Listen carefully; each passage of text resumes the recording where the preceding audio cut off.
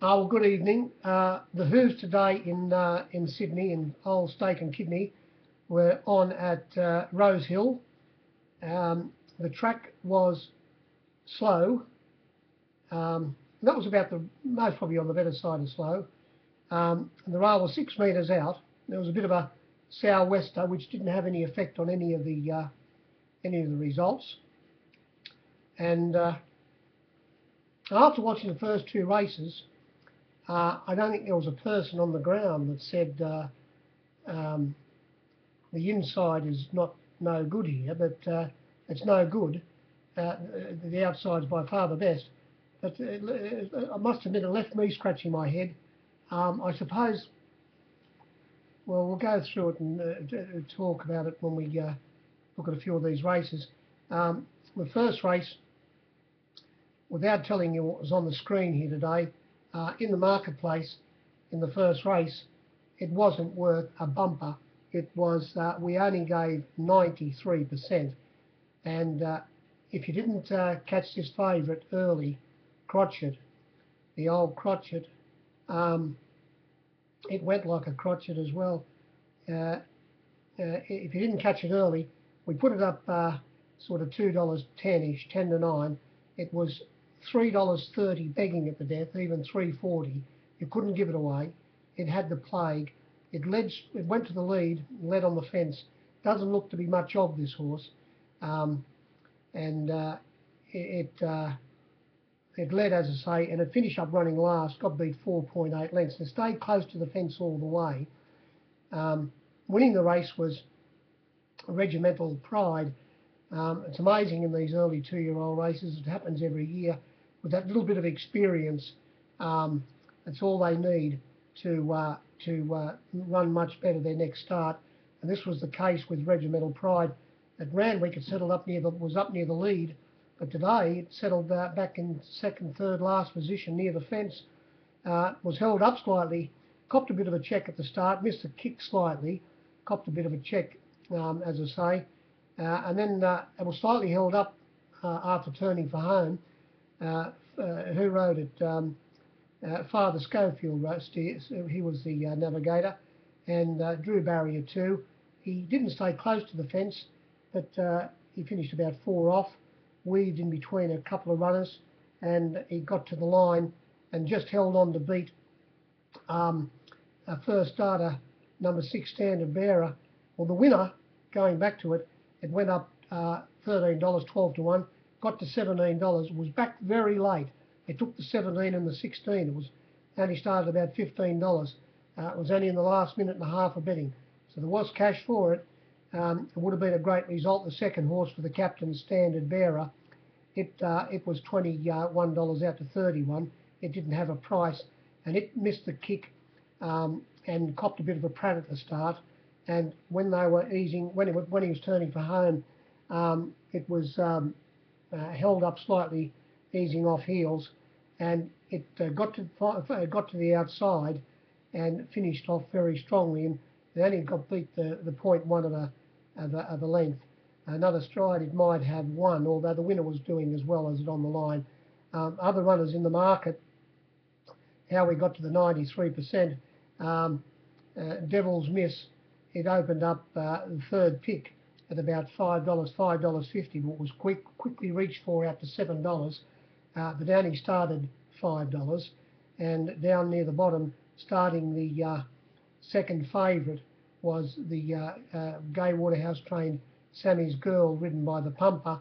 Had every chance. It was, even though it might have been looked to be a bit wide, it was half carding, and if you couldn't have hoped for a better ride from the Pumper. It went up $4, got to $4.20. It was into $3.20 at one stage, hard to get, but it got back to $3.50 late in betting. A lot of the other runners didn't have a price. And as I say, at the top odds, we only gave 93. If you didn't catch the favourite, I must admit, I've got to put my hand up. I was one of them, the Crotchet. I never put its name in the ledger. It went from $2.25. It was $3.40 at the death. You couldn't give it away. Second race in the marketplace, another very skinny race. Unfortunately, We only got to 93 here, no good at all. And the winner, I suppose it was a result for the captains because we got snowed in with one runner here. I'm talking about 8 straight, the top weight. It was sensationally backed. Takes a lot of ready to do this in Sydney. It opened up $4, got out to $4.60. Was $4.60 sitting there. It did start $3. It was 7-2 to twos, and late in betting, the favourite Complicate, which went up at 5-4 chance, 225. It was reached for. It got to $2.60, taken towards the end of betting, in at to $2.50. But as I say, it was hard to give it because the figures were so poor. We only got to 93. The winner was the third pick. It was Rebel Dane, and it was reached for early. It only went up $4.60, $4.40. It got to $6 very quickly, taken into $5.50. But at the death, you could get $6.50 for whatever you wanted. It started 11-2. There was a bit of money for Queen's Elect. They took $11 off me early, laid 3,300 first bet. Took my $10 as well. It was well, it was a bad way for me. Queen's Elect played plenty against it at $10 and $9. It started about $9, $10 anyway. The four runners underneath that, Sigmund, who won at Kembla Grange last start, it didn't have a price. It went from $11 to $26, and likewise the three underneath it, they were priceless. Although there's a little bit of money for sharp spin of 40 into 30, but the result of the race, it went straight to the lead. Queen's Elect, sitting on its outside, was the well-backed 8 straight, and looking at the pair, 2 lengths away was the favourite in a cosy position, and on its back was the eventual winner, Rebel Dane, and this is what made everybody, I'm sure, think that the inside was completely gone. When they turned for home, they steered a wide course. The leader started to get away from the fence. Getting straight past it was the favourite, but going straight past it after they flattened out, well, halfway up the straight, was the winner, Rebel Dane. The leader would be 2.3 lengths, and the leader held on and ran third. It was 4.8 lengths away. And unfortunately, 8 straight, it was eased down shortly after turning by Horseman Bowman. No, Father Schofield rode it. What am I talking about? Father Schofield.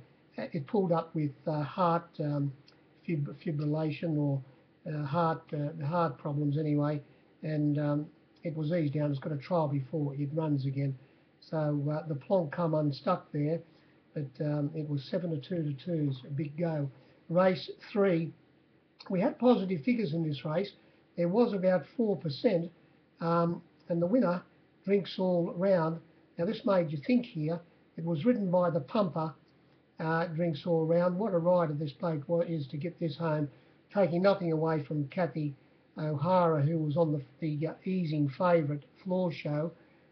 When they jumped out of the at the side, the 1800 metre mark, it's a very short run to the first bend, and Kath, Killer Cat that is, she moved up and tried to get to the lead, but Jimmy kept on punching up inside her all the way and kept her in that position for a good half mile or so until Kath, or a little bit further, until Kath finally let Jimmy stride through on the inside. And when they turned for home, he was very close to the fence with Kath still on its outside. At one stage, they were well clear of numbers Oh My Papa, who went disgracefully, and also sitting on its outside, Pleasurina. They were well clear, the pair, in the run and also coming to the turn. And Jimmy, as I say, was close to the fence, but and Kath must have got a good long neck in front of him at one stage, halfway up the straight. Jimmy's mouth kept on hanging out under pressure, and I don't know how he did it, but he managed to pump, and he was able to win by about 3/4 of an inch on the line, coming again and nosing out the easing favourite. Now this favourite floor show will go to the winner first, Drinks All Round. It had a price. It was $11 out to $15, back into $14 or $13. It was found twice in the betting, and very late they took the 14 and 13. When that happens late, when you lay one, it can take the cream off the race. It can even make you lose. This favourite, Floor Show, it was extremely hard to lay. It went up $2.50 or even $2.40. Well, it went up $2.50. It went up 6-4, but it was friendless in the betting, and it was $3.40 or even $3.50 by the time the starter said go.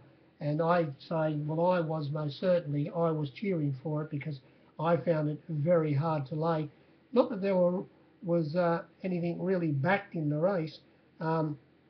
Dancing attendance, they took 15 at one stage, Fast and Sexy, about 16 early, started about 12.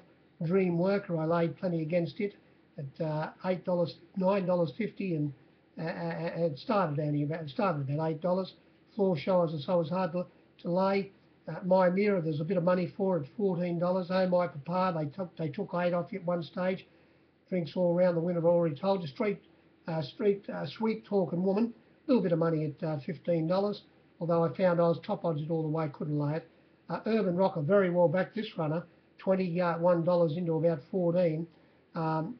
Pleasure Arena, a bit of money, laid it at $18 and $19, started 15, and Line Dance didn't have a price at $101. The pumper was a bit too good there, getting the winner home, leading all the way. And that made you think. You said to yourself, is the fences as bad as we may think it is? Even though the winner and the second horse in that race did finish well out in the middle of the track, the winner getting out under pressure, as I say, but it was close to the fence turning for home. But then all of a sudden, now we found the pumper and the next winner. Chris Waller had 4 runners in this race, and they ran first, second, third, and fourth. The winner went up clear favourite, Hoyloni, at about $3.70 or 80. We put up 11-4. It was quickly reached for. At one stage of the betting, there was a mile of $5. It started $4.80, but one of the pros had a nice large plate of this, and it was when it got to 5, it was into $4.60. Hard to get at one stage, but it got back out to 5, and then taken again towards the end of betting, started $4.80. Studio, one of the stablemates, it ran fourth out of the 4 runners. It was a bit easy in the betting, went up $4.20, got to $5. Taken, and I think as I jumped, I laid 3,000 against it at $4.80, started $4.80. One of the other runner of Waller, Cooper Claim, it was hard to lay. It was reached for, $5 out to $6.50. I saw on the fence. Started $6, but it was into $5.50 at one stage, but started $6. And the other runner, now this was sensationally back. I'm glad I never gave the top odds this. You would have found it hard to make a book, not that you could anyway. Talking about History No Hurdle, it went up $5.50.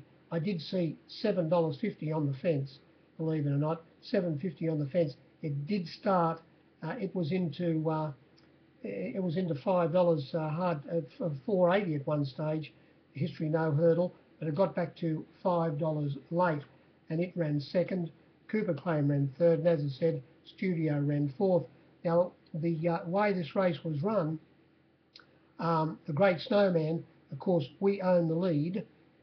Poor Piero today, we own anyway. We own the lead, Gay Waterhouse and Company. The Great Snowman, it used a bit of petrol to get to the lead, and sitting on its outside was Studio, travelling easily, and without going through the others, we'll go to the winner, Hoyloni, who was announced to be ridden closer today, showed no pace out of the barrier and settled down in second last position on the fence. And when they were approaching the turn, I think the riders were all of the opinion the 18 pence is not the place to be here, and they all started to steer wide, and Jimmy went from second last on the fence into about fourth, maybe fifth position, never leaving it, and the horse was just travelling so well. He had an interrupted run and stayed close to the fence all the way and won by 2.8 lengths. Now, what was the fence worse, or did it have plenty on them the way it travelled? I've got to say that the fence was maybe all right. It's even though he rode a thing later on in the day, Jimmy, up near the lead, but he did steer away from it. But this horse most probably, it's the distance race. That's where you get a bit trapped. It's not the sprint. It's the distance race. So it's saving ground on the fence in the distance races is a bit of an advantage. Even if there is suspect bias, you can slide through. We won't go into it. But he did stay close to the fence and won easily. Now in the marketplace, at top odds only 96%. Race 5, Glenn, you can do that if you want to. Race 5, we saw a huge plonk come off here. This was an absolute strip out for the captains, talking about the winner, Keith's Legacy. It was $4 out to $4.20, plenty of it on the fence. It did start at $3. Now before the scratching at the barrier of Merlin Mustang, this winner was only $3.20. Was only $3.20. They killed you for $3.30 just before, but it was hard to get the $3.20. Merlin Mustang came out. And it was, for some reason, don't ask me why, Merlin Mustang was only a $9.50 chance, an 8.5 to 1 chance. It came out, don't ask me why, it was still $3.20, and the favourite in the race Under the Sun, before the scratching, was $2.50, and when the 11% came out of the market, it was still $2.50, but they weren't the pros in that little bit of time that they had to bet. They weren't interested in the $2.50 about Under the Sun, which was very easy in the betting. They were very interested in the $3.20 Keith's Legacy, of which they had already had 3 or 4 large plates of, and they killed you for the $3.20, and even at the $3 in the last 30 seconds of betting, and it started $2.90. Before the scratching of Merlin Mustang, we had positive figures here. We had 104, even though the plonk was had taken place on Keith's Legacy. There were plenty of runners in this race. It wasn't much good that didn't have prices. Without going into that. The favourite, as I said, Under the Sun, it went up the even money mark. It went up evens. It was quickly reached for, and towards the end of betting, before the scratching at the barrier of Merlin Mustang, it was 6 to 4, $2.50.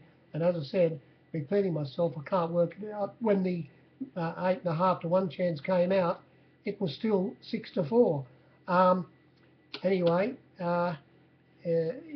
Leading on the fence was the favourite Under the Sun. He stayed close to it all the way. Sitting on its outside was Worldwide. They never went that hard. And sitting right behind the favourite on the fence was the winner, Merlin Mustang. And when they got to the turn, there was a runner outside him, Scream Machine, who'd missed the kick and pulled in the run, and was always wide, made a little bit of use of to get into that position. Merlin, the winner, Keith's Legacy, it was able to very easily to ease around the 2 leaders' heels, and with its head turned sideways, it just ambled up to the leaders. The rider of Keith's Legacy, Jay Ford, he just let it amble up, as I say, and it went past the favourite Under the Sun in 2 strides and went away to win by 3.5 lengths. No wonder it was a plonk. I think I might have pointed out to you last start at Randwick, even though it ran second, I think after that race, when I repriced them, I marked it 11-8, and the winner, I think, 11-4. It should have won clearly last start at Randwick, as everybody else would have worked out as well. The race was no good. The plonk came off, and the captains were in a bit of trouble. We came to race 6, and we were in a bit of trouble coming to this race, and we got further in trouble. The Froth and Bubble was a plenty here. In race 6, on the screen, we only bet 95. We gave you, said, here, we'll bet you can take 95 off us. There were runners that didn't have prices. It wasn't worth a halfpenny. And the winner, Nocturnal, who sat 3 wide in the run without any cover, was simply too good. The second horse, it never left the fence.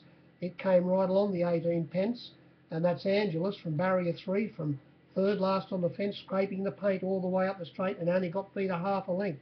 So it makes you think, was this fence any good, or was it worse? I'm going to have a closer look at it.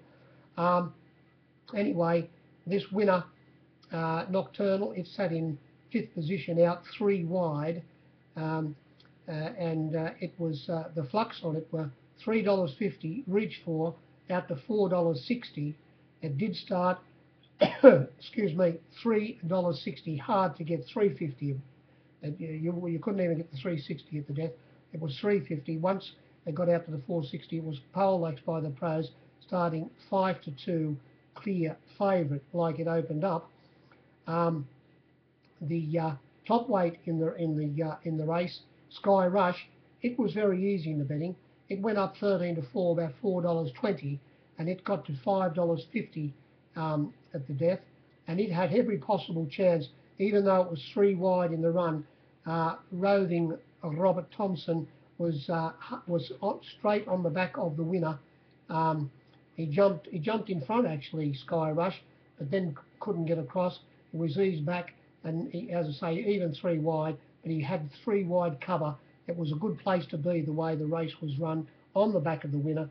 It finished up running third. It was only beaten 0.6 for the length, but the winner was the better run because it had no cover at all.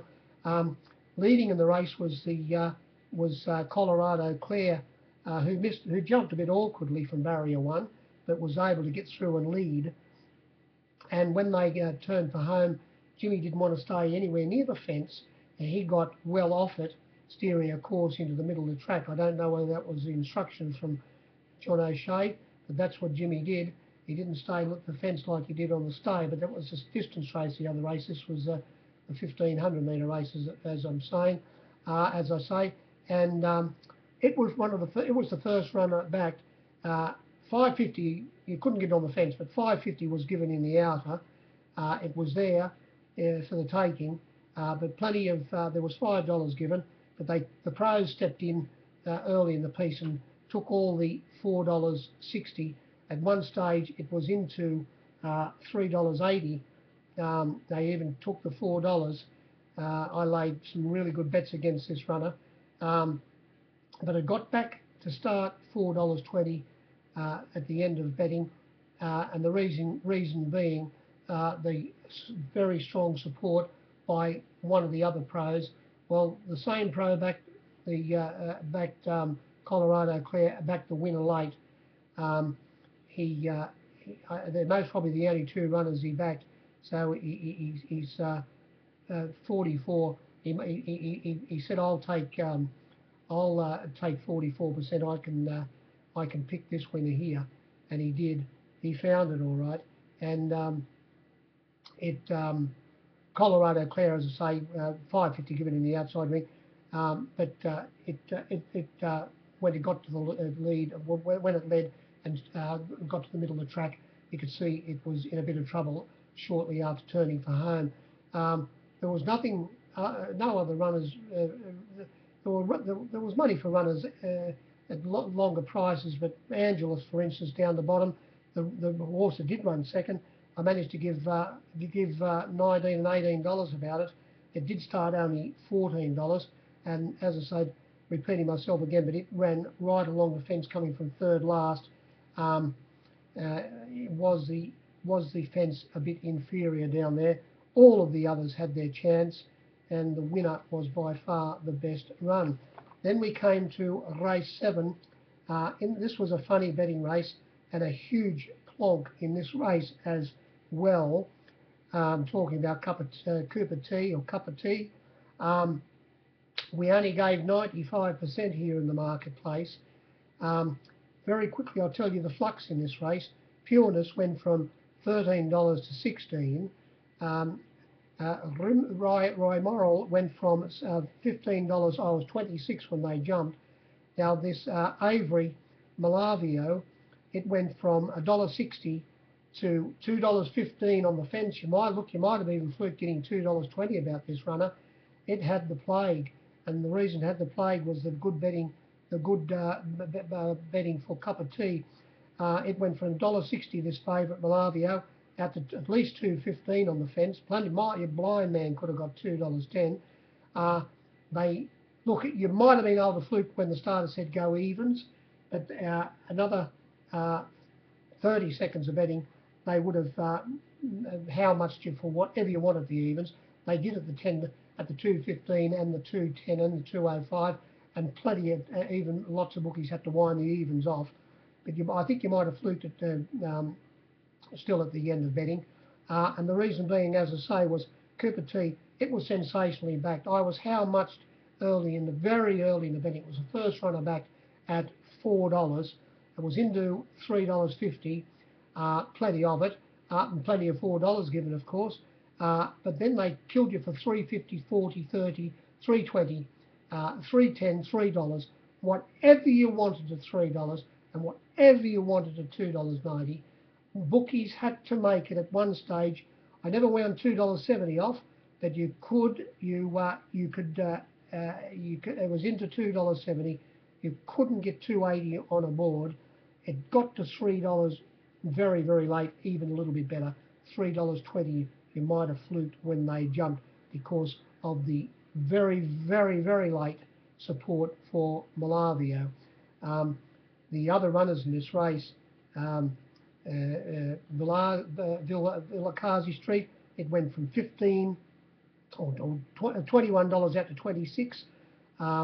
Mr. Armstrong never had a name, from $12, 11 to 1 out to 19. Jimmy Fortunes, it was $6.50 out to 80, and they took $51 off me, the bottom on ISA patch, into $41. The way the race was run, Cup of Tea unfortunately pulled on Father Schofield, and it led on his outside was Ryo Moral, and they got along a little bit. Sitting third on the fence was ISA patch. I'll say they got along a little bit. Wasn't a very fast pace by any means, but the field was spread out, and lobbing into the perfect position was Malavio.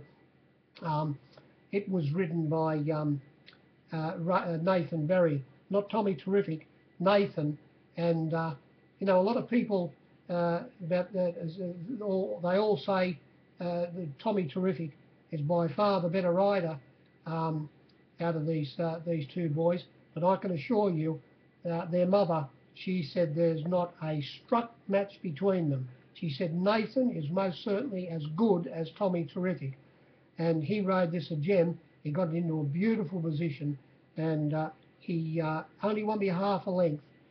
So he didn't. If he would have made any mistakes, so they would have got beat, because ISA patch, the runner that was on his inside, it went in between.